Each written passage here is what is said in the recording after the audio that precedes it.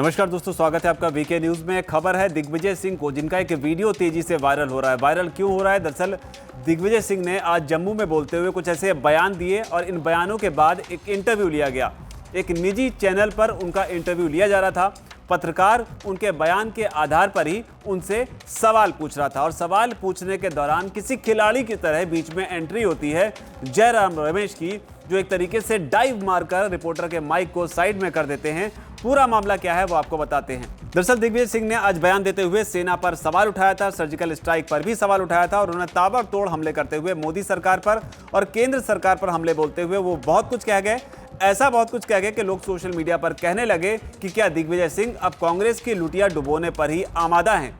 लेकिन ऐसा सिर्फ लोग सोचते हों, ऐसा जरूरी नहीं है, क्योंकि कांग्रेस पार्टी में भी अब शायद कई लोग इस बात से इत्तेफाक रखते हैं और इसीलिए इस तरीके से जयराम रमेश को सवाल का जवाब देने से पहले ही बीच इंटरव्यू में एक तरीके से अटैकिंग मोड में आकर सामने इंटरव्यू को बीच में ही रोकना पड़ गया। इसका वीडियो आप देख सकते हैं कि किस तरीके से जयराम रमेश की एंट्री होती है। रिपोर्टर बार बार सवाल पूछता जाता है दिग्विजय सिंह से कि आप बताइए कि आपने जो बयान दिया सर्जिकल स्ट्राइक को लेकर, उस पर आप क्या अभी भी उस पर कायम हैं। हालांकि इस बीच में दिग्विजय सिंह कहते हैं कि हाँ बिल्कुल सर्जिकल स्ट्राइक में, इसके आगे वो कुछ कह पाते कि इसी दौरान जयराम रमेश जो है बीच में कूद के आते हैं और दिग्विजय सिंह को एक तरीके से एस्कॉर्ट करते हुए आगे ले जाते हैं। पत्रकार बीच बीच में सवाल उनसे पूछता रहता है कि क्या आप अपने बयान पर कायम हैं, सर्जिकल स्ट्राइक पर आप क्या कहना चाहेंगे।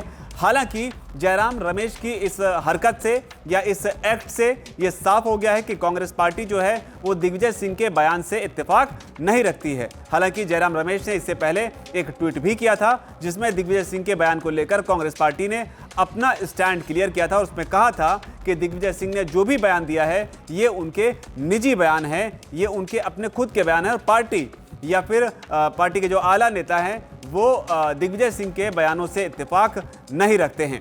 लेकिन इसके बाद जो ये वीडियो सामने आया, इसने एक बार फिर से बता दिया है कि कांग्रेस पार्टी के भीतर शायद चल क्या रहा है।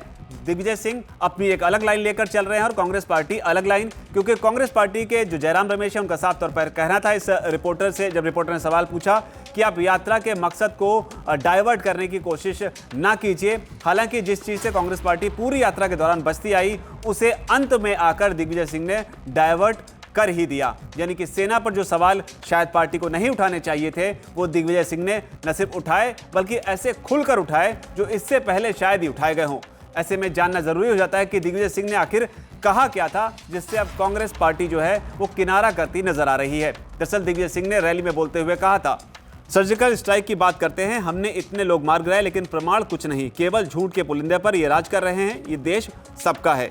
सर्जिकल स्ट्राइक की कोई रिपोर्ट संसद में नहीं रखी गई। हालांकि इस दौरान उन्होंने धारा 370 को लेकर भी केंद्र पर हमला बोला कि जिस तरीके से केंद्र सरकार ने दावा किया था कि घाटी में सूरत जो है वो बदल जाएगी, लेकिन यहाँ पर सूरत बदली। उन्होंने पुलवामा को लेकर भी जो आतंकी हमला हुआ था उस पर भी सरकार को घेरने की कोशिश की और ये कहा कि हवाई मार्ग से सैनिकों को लेकर आना चाहिए था, लेकिन सरकार ने उन्हें जो है इस तरीके से लेकर क्यों आई। खैर कुल मिलाकर यह है कि दिग्विजय सिंह एक बार फिर से सेल्फ गोल करते नजर आए। जो लोग कह रहे थे कि शायद दिग्विजय सिंह जो है वो कांग्रेस पार्टी के लुटिया डुबोने पर आमादा हैं, अब वो जयराम रमेश के इस एक्ट से कहीं ना कहीं सही साबित होता दिख रहा है। वीके न्यूज, राष्ट्र के नाम।